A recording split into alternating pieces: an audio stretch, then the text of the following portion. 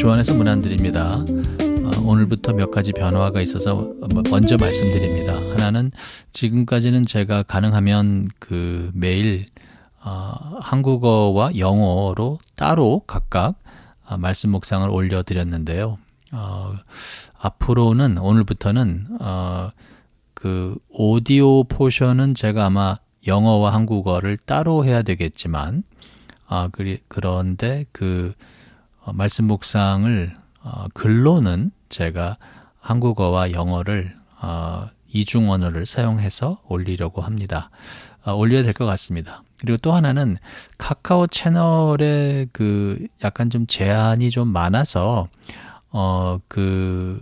될 수 있으면 제가 여러분들께서 카카오 채널이 아니라 제가 팟캐스트와 홈페이지에 올려드리는 글을 접하시면 어떨까 싶습니다.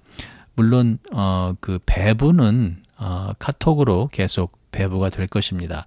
그래서 받아보실 때는 여러분의 카카오 톡을 여시면 되는데 클릭하시면 그게 바로 팟캐스트나 아니면 홈페이지로 이렇게 연결되는데 거기서 오디오 포션을 들으실 수 있겠습니다.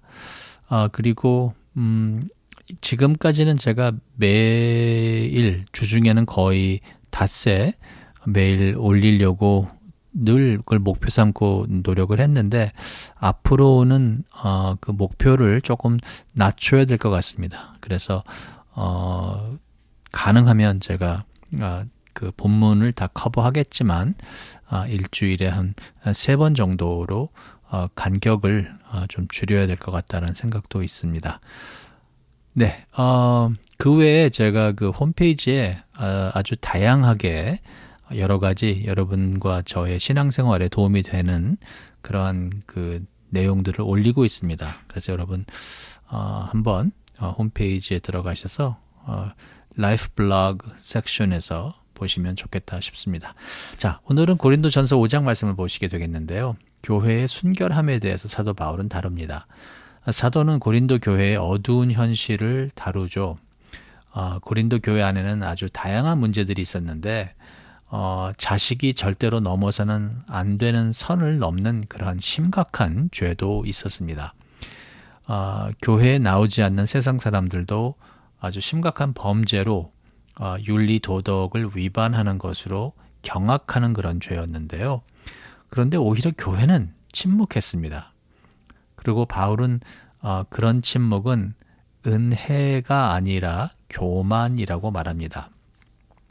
1, 2절 너희 중에 심지어 음행이 있다 함을 들으니 그런 음행은 이방인 중에서도 없는 것이라 누가 그 아버지의 아내를 취하였다 하는도다.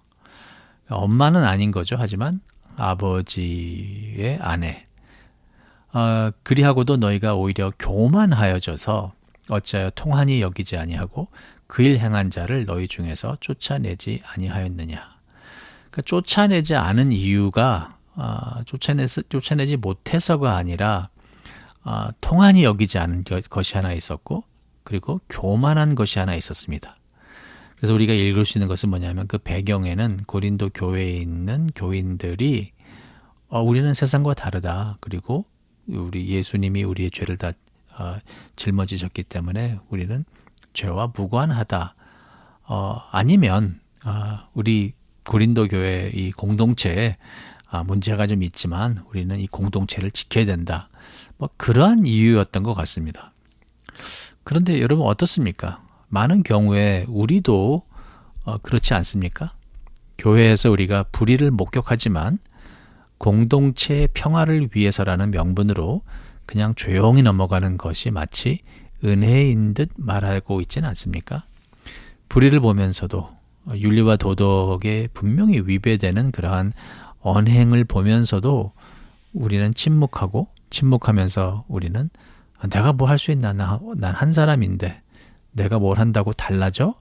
라며 가만히 있는 경우는 없는지 돌아보면 좋겠습니다. 사도는 그러나 선을 넘은 교인의 행동을 놓고 아주 단호하게 행동을 촉구합니다. 쫓아내라는 거죠. 그 사람을 공동체 일원으로 보지 말라고 합니다. 성도로 간주하지 말라는 것입니다. 자, 교회가 예수 그리스도의 몸이라는 것을 생각할 때 사도의 조치는 어쩌면 가혹하다는 느낌이 들 수도 있겠습니다.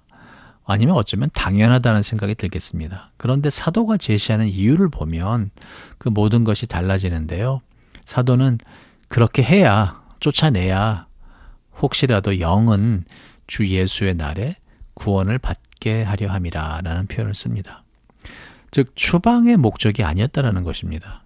이 사도가 제시한 공동체의 결의는 단순히 잘못한 사람을 쫓아내는 것이 아니라 바로 세우는 것이 목적이었다는 것을 알 수 있습니다. 결과적으로는 구원이 목적이라는 거죠. 여러분 잘 생각해 보시면 사도가 말하는 이 엄중한 행동이야말로 사실 범죄자를 향한 가장 깊은 사랑의 표현입니다. 고린도 후서를 보시면 사실 그 사람은 실제로 회개합니다. 감사한 일이죠.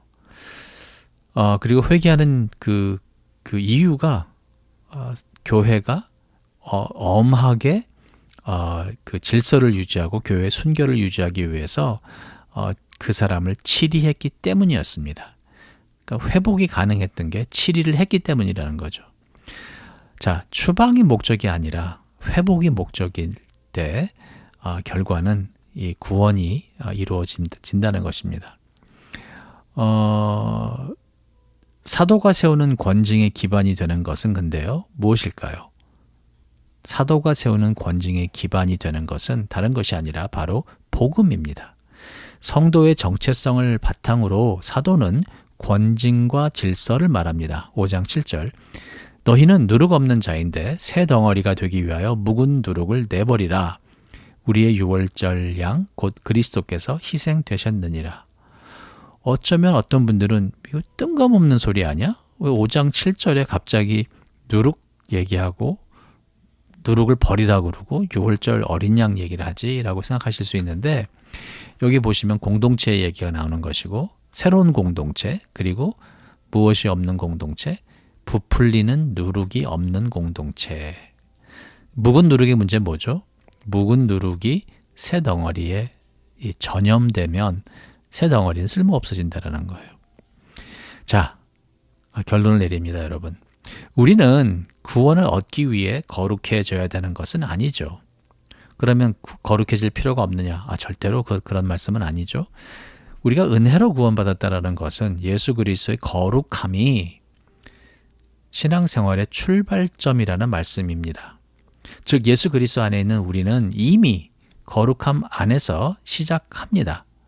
그런데 그 말씀은 우리가 거룩함에서 시작하기 때문에 교회가 불의를 눈감아 준다는 것은 절대로 아닙니다. 윤리 도덕으로 구원을 이루지 못하기 때문에 크리스찬은 아무렇게나 살아도 된다는 뜻이 아니라는 말씀입니다. 오히려 우리가 만일 정말 복음을 깨닫는다면, 은혜를 정말 제대로 받은 사람들이라면 예수 그리스도의 의로우심을 받을 자격이 없고 우리는 죄 용서하심을 받을 자격이 없는데도 불구하고 하나님의 자녀가 되었고 예수 그리스도의 몸이 되었으니 이제 그러므로 교회는 이 세상보다 더욱 윤리적이어야 하고 도덕적이어야 하고 공의를 세워야 되고 더욱 상식적이어야 합니다. 크고 작은 불의에 맞서 싸워야 합니다. 구원을 얻기 위해서가 아니라 이미 인애와 공의와 정의의 나라의 백성이 되었기 때문에 크고 작은 불의에 맞서 싸워야 되는 것이 옳다라는 것입니다. 구원을 받기 위해서가 아니라 정말 구원을 받았다면 왕이신 예수 그리스도의 이름에 먹칠하는 언행은 교회 공동체에서는 없어야 하는 것입니다. 세상보다 못한 윤리적 수준으로 자기 성찰 능력을 상실한 고린도 교회는 그러면서도 자기 자랑에 도취해 있었다라는 것입니다. 사도는 그런 영적 무감각과 안일함과 도덕 불감증을 전염성이 강한 누룩에 비유하며 경고합니다. 교회는 누룩 없는 순전하고 진실한 공동체여야 한다는 것입니다. 근사한 종교적 언어로 치장한 회칠한 무덤이 되면 안 될 것입니다. 네, 오늘도 함께해 주신 여러분들에게 진심으로 감사의 말씀을 드리고요. 앞으로 더욱더 여러분께서 말씀과 동행하는데 더욱더 마음에 와 닿고 영어와 한국어 이중 언어로 더 깊이 있는 말씀 묵상을 하시는 주의 백성 되셨으면 하는 마음으로 이제 조금 변화가 있다는 사실 다시 한번 알려드립니다.